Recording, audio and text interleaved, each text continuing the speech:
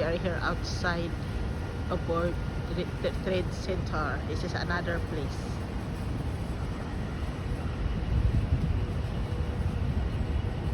I don't understand, another corner of the,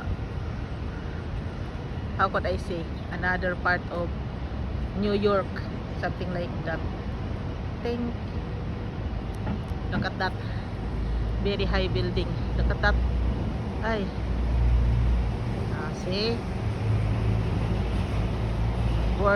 outside World Trade Center. The husband is there. Akala nyo lang ha, wala akong husband na. Malalaki itong mga building dito sa America, New York. Ang lalaki nila, oh. See?